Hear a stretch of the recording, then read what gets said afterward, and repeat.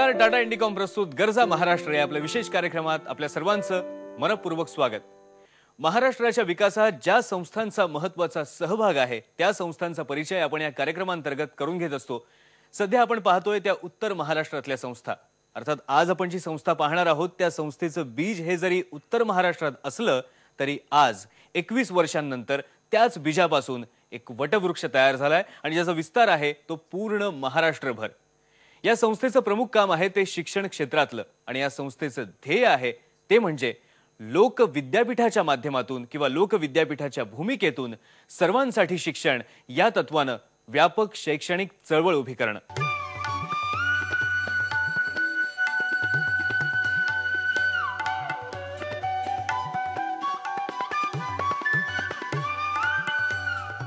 यशवंतराव चव्हाण मुक्त विद्यापीठ महाराष्ट्रातलं पहिलं आणि एकमेव मुक्त विद्यापीठ. 1989 साली या मुक्त विद्यापीठाची स्थापना झाली. ती संस्थापक कुलगुरू डॉक्टर राम ताकवले यांच्या संकल्पनेतून. 1969 मध्ये हेरॉल्ड विल्सन यांच्या कारकिर्दीत द ओपन युनिव्हर्सिटीची स्थापना होऊन जगातलं पहिलं मुक्त विद्यापीठ आकाराला आलं. त्यानंतर थायलंड, चीन, जपान या देशांमध्ये मुक्त विद्यापीठाची कल्पना पसरत ती भारतात आली. डॉक्टर BR आंबेडकर मुक्त विद्यापीठ हे 1982 मध्ये हैदराबाद मध्ये स्थापन झालेलं भारतातलं पहिलं मुक्त विद्यापीठ. 1985 साली नवी दिल्लीमध्ये इंदिरा गांधी राष्ट्रीय मुक्त विद्यापीठाची स्थापना झाली. त्यानंतर 1987 साली राजस्थान आणि बिहार इथे मुक्त विद्यापीठ अस्तित्वात आली. शैक्षणिक आणि सामाजिक सुधारणांमध्ये अग्रेसर राहणारा महाराष्ट्र याही बाबतीत मागे राहणं शक्यच नव्हतं. त्यावेळच्या राजकीय कारणांमुळे थोड्या उशिरानं का होईना पण 1 जुलै 1989 रोजी यशवंतराव चव्हाण महाराष्ट्र मुक्त विद्यापीठ नाशिक इथे अस्तित्वात आलं. हे भारतातलं 5वं मुक्त विद्यापीठ. हा विद्यापीठ कोणासाठी? रेग्युलर जे विद्यार्थी शाळेमध्ये जाऊ शकतात, कॉलेजमध्ये जाऊ शकतात, अफोर्डेबिलिटी असेल, पैसे आहे, घरची आर्थिक व्यवस्था चांगली आहे, तर असं विद्यार्थ्यांना अनेक ठिकाणी शिक्षणाची संधी आहे. परंतु ग्रामीण इलाक्यामध्ये आदिवासी मागासवर्गीय विद्यार्थ्यांना मागचे 60 वर्ष म्हणा की आपण 100 वर्षापासून त्यांना जे डिफिकल्टीज आहे शिक्षणासाठी घेण्यासाठी तो सॉल्व्ह करण्यासाठी हा मुक्त विद्यापीठाची स्थापना झालेली आहे. ज्ञानगंगा घरोघरी हे या मुक्त विद्यापीठाचं ब्रीद वाक्य.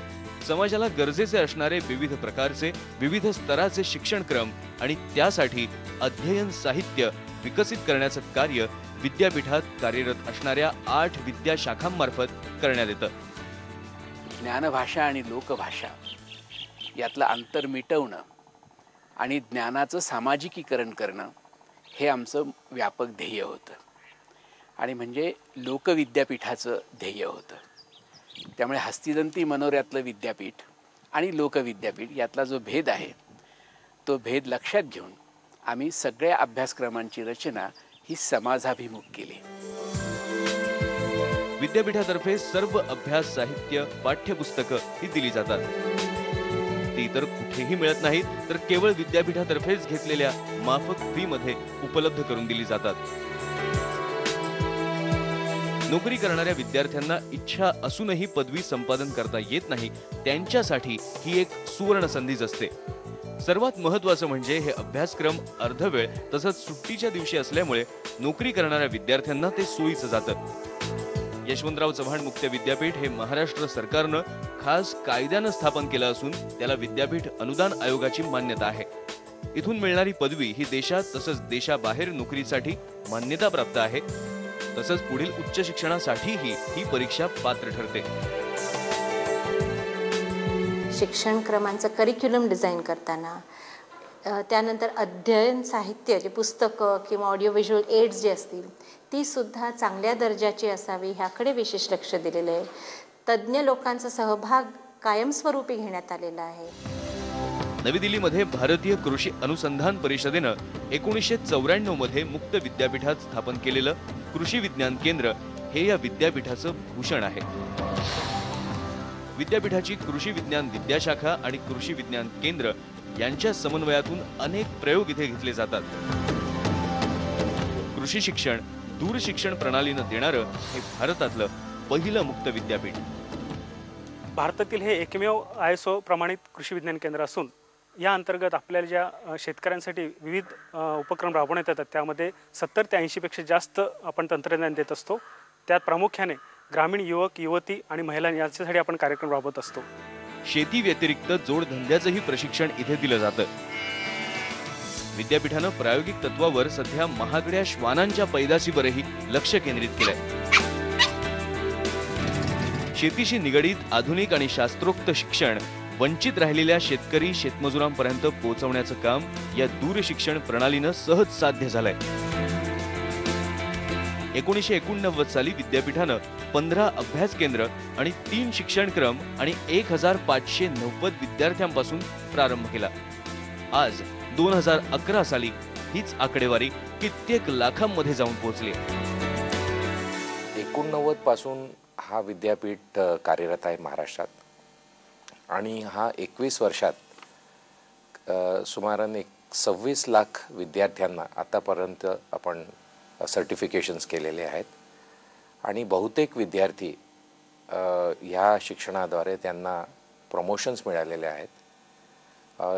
बहुतेक ठिकाणी त्यांना एम्प्लॉयमेंटसाठी संधी मिळालेल्या आहेत. वंचित असणाऱ्या समाज घटकांना शैक्षणिक प्रवाहात आणण्याचं मोठं काम यशवंतराव चव्हाण मुक्त विद्यापीठानं केलंय. त्याबद्दलच या विद्यापीठाला अत्यंत मानाचा असा कॉमनवेल्थ ऑफ लर्निंग या जागतिक संघटनेचा अवॉर्ड ऑफ एक्सलन्स हा सर्वोत्कृष्ट गुणवत्ता पुरस्कार प्राप्त झालाय. हा सन्मान मिळवणारं भारतातलं हे पहिलंच मुक्त विद्यापीठ आहे. जगातल्या 54 देशांमधील 3 संस्था या पुरस्कारासाठी निवडण्यात आल्या. त्यामध्ये भारतातील यशवंतराव चव्हाण महाराष्ट्र मुक्त विद्यापीठाखेरीज युनायटेड किंगडमची BBC सर्व्हिस आणि कॅनडातील अथाबास्का युनिव्हर्सिटी या अन्य 2 संस्थांचा समावेश होता. हा पुरस्कार म्हणजे एक प्रकारे उच्च शिक्षणाला हस्तिदंती मनोऱ्यातून बाहेर काढून लोकाभिमुख करण्याच्या यशवंतराव चव्हाण यांच्या विचारांचाच गौरव आहे. हा पुरस्कार म्हणजे गौरव महाराष्ट्राचा आहे.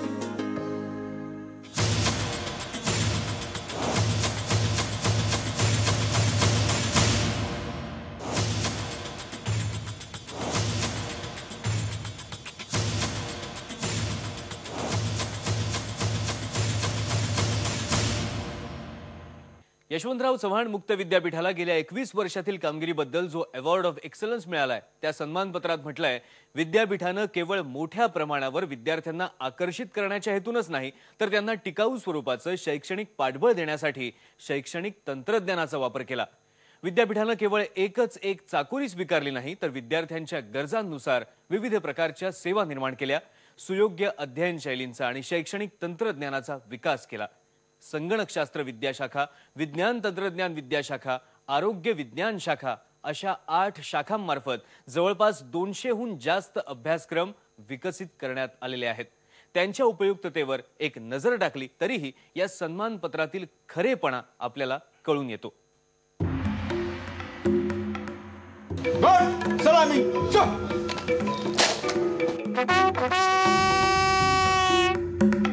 महाराष्ट्र पोलीस दलासाठी यशवंतराव चव्हाण मुक्त विद्यापीठानं विशेष शिक्षण क्रमाची आखणी केली. देशाच्या आणि राज्याच्या विकास आराखड्याशी समन्वय साधून आपल्या विकास विषयक गरजांना अनुरूप विविध शिक्षणक्रम उपलब्ध करून देणं हे मुक्त विद्यापीठाचं ध्येय. पोलिसांसाठी आखण्यात आलेल्या शिक्षणक्रमात MBAचाही समावेश आहे.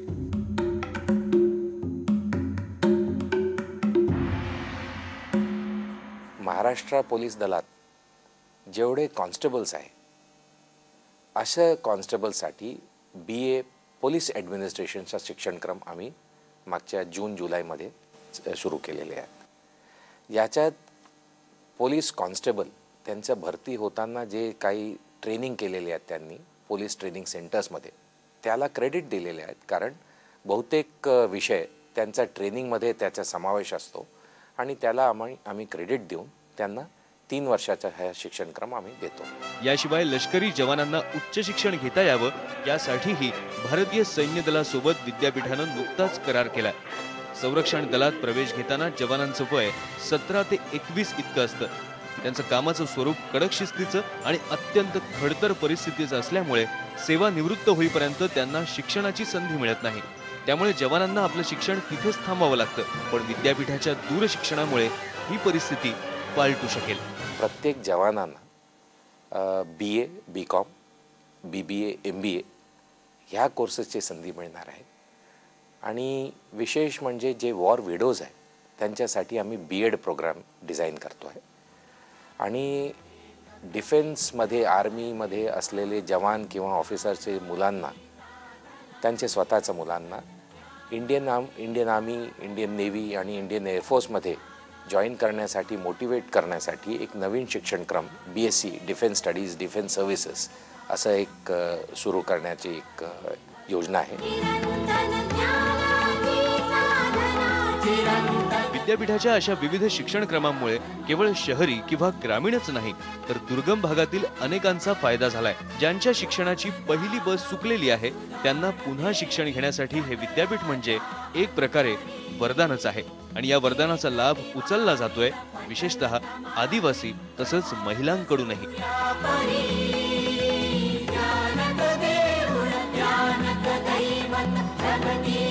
महिलांची जी संख्या आहे ती आम्ही सुरुवातीला 27-28% असताना आज 44% महिला आहे. ग्रामीण भागातली जर संख्या म्हटली तर आम्ही 25%हून आज 54% ग्रामीण भागातली संख्या, विद्यार्थी संख्या ही वाढलेली आहे.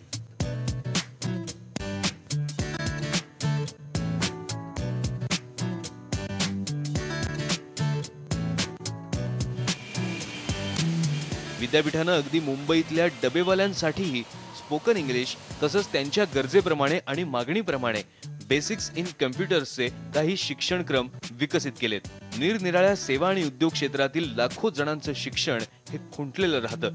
उच्च शिक्षित समाज वर्गाला सेवा पुरवताना आज त्यांचंही अपग्रेडेशन या शिक्षणक्रमांच्या माध्यमातून होत आहे.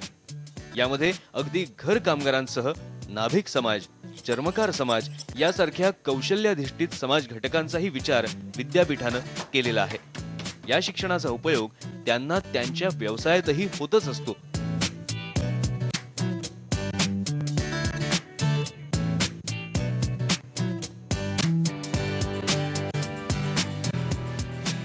या विद्यार्थ्यांमध्ये वय वर्ष 18 पासून तर 82 पर्यंत वय असलेल्या विद्यार्थ्यांचा समावेश आहे.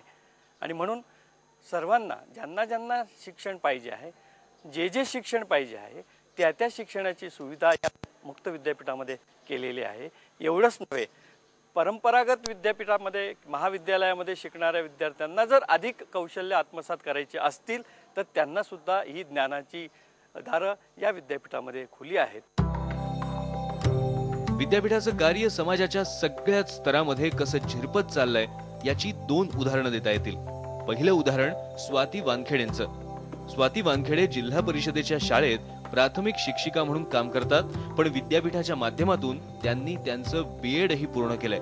शिक्षणाचं महत्त्व कळल्यामुळेच आदिवासी भागातील विद्यार्थ्यांमध्ये विद्यादानाचं मोठं काम त्या ध्येयनिष्ठेने करतायत. काही आदिवासी विद्यार्थ्यांना त्यांनी दत्तकही घेतलंय.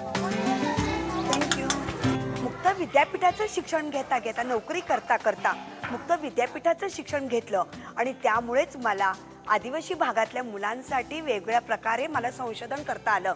अध्यापनाच्या प्रत्येक प्रक्रियेमध्ये मला संशोधन दृष्टी मिळाली. दुसरं उदाहरण आहे गणपत बागुल यांचं. व्यवसायानं शिवणकाम करत असलेले बागुल आज दुर्दम्य इच्छाशक्तीनं उच्च शिक्षण घेते झाले, वकील झाले. त्यांच्या गावात, त्यांच्या घराण्यात गेल्या 50 वर्षात इतकी मोठी झेप कोणी घेतली नव्हती.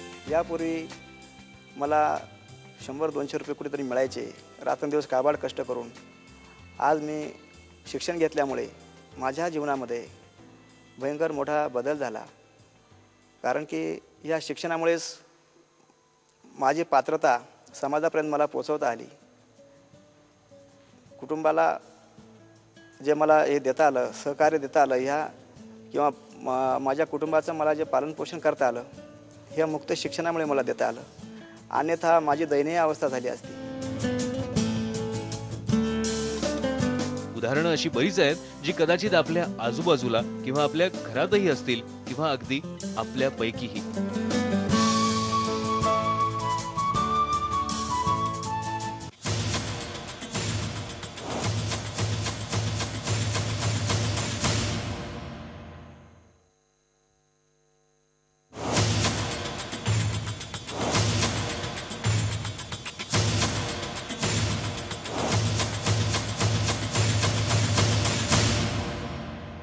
मुक्त विद्यापीठानं शेतकरी, आदिवासी, स्त्रिया, कामगार या उच्च शिक्षणापासून दुर्लक्षित समाज घटकांसाठी बहुपयोगी शैक्षणिक कौशल्यांचे विविध अभ्यासक्रम विकसित केले.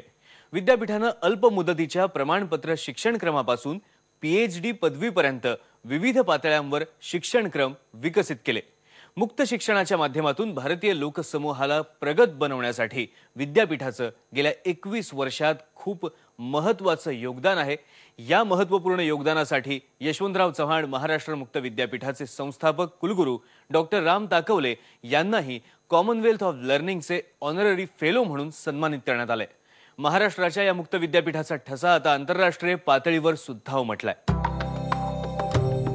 मुंबई, पुणे, कोल्हापूर, अमरावती, नागपूर, औरंगाबाद, नांदेड, नाशिक या ठिकाणी कार्यरत असलेली विद्यापीठाची विभागीय केंद्र, 200 पेक्षा जास्त शिक्षणक्रम, व्हर्च्युअल लर्निंग प्रकल्प, 2000च्या जवळपास राज्यभर पसरलेली अभ्यास केंद्र असा महाराष्ट्राच्या कानाकोपऱ्यात झालेला विस्तार पाहता यशवंतराव चव्हाण महाराष्ट्र मुक्त विद्यापीठ खऱ्या अर्थानं मेगा युनिव्हर्सिटी आहे.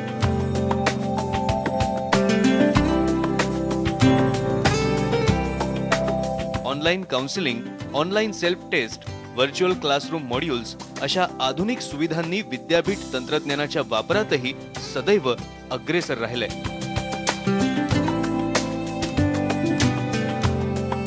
पूर्ण महाराष्ट्रभरात एड्युसॅट सॅटेलाइट फॅसिलिटी त्याच्या माध्यमातून आपण व्हर्च्युअल क्लासरूम सेंटर्स चालवतो. त्याचा जे हब आहे इस्रोचा तो आमच्या विद्यापीठाच्या प्रांगणात आहे आणि इथून आम्ही इतर गव्हर्नमेंट किंवा अन्य एजन्सीजला, ऑर्गनायझेशन्सला बँडविड्थ आम्ही शेअर करतो. मुक्त विद्यापीठाच्या उपक्रमानं केवळ जिल्ह्यांच्याच सीमा ओलांडल्या नाहीत तर कारागृहाच्या भिंतीही पार केल्या आहेत. कित्येक कैद्यांना याच विद्यापीठामुळे तुरुंगात राहूनही आपलं शिक्षण पूर्ण करण्याची संधी मिळाली आहे. महाराष्ट्रातच काय, जगभरात कुठेही राहून तुम्हाला तुमचा अभ्यासक्रम पूर्ण करता यावा यासाठी विद्यापीठानं ऑनलाईन शिक्षणाची एक नवी संधी विद्यार्थ्यांना दिली आहे. सध्या प्रायोगिक तत्वावर BEdच्या अभ्यासक्रमाचं काम सुरू आहे. जर शिक्षकाला टेक्नॉलॉजी जर समजली नाही, जर शिक्षक हा टेक्नॉलॉजीचा सेवी झाला नाही तर त्याला पुढच्या विद्यार्थ्यांना मार्गदर्शन करता येणार नाही. आता असं होणार आहे, A3 कन्सेप्ट बाहेर येते. A3 कन्सेप्ट म्हणजे काय? 3A. एक A म्हणजे एनीवेअर, एनी टाइम आणि एनीवन कॅन लर्न. म्हणजे कोणीही कुठेही केव्हाही शिकू शकतो अशी परिस्थिती पुढे येणार आहे. आणि हे जर शिकायचं असेल, याच्याशी जर शिक्षकाने सामोरं जायचं असेल किंवा शिक्षक पैसे टिकवायचं असेल तर त्यांना BEd नावाचा हा कोर्स केलाच पाहिजे. या शिक्षणक्रमाच्या पायलट प्रोजेक्टमध्ये आम्ही 3 जिल्ह्यांचा समावेश केलेला आहे सध्या, मुंबई, पुणे आणि नाशिक. परंतु हा ई-लर्निंग असल्यामुळे जगभरातल्या कुठल्याही एंडमधून शिकवणारा सुद्धा भाग घेऊ शकतो आणि शिकणारा सुद्धा भाग घेऊ शकतो. म्हणजे अगदी पायलट प्रोजेक्टमध्ये सुद्धा आमच्याकडे अगदी अमेरिकेमध्ये असून सुद्धा काही आमच्या एक्सपर्ट्सनी लेक्चर्स कंडक्ट केलेली आहेत.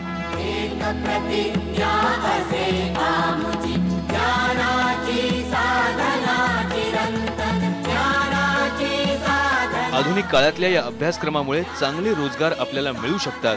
तरुणांना अशा प्रकारचे अभ्यास करून भविष्यात एक चांगलं करिअर घडवता येऊ शकतं. शिक्षणाची आवड असूनही त्यापासून वंचित असणाऱ्या व्यक्तींसाठी तर हे एक प्रकारचं नवजीवनच आहे.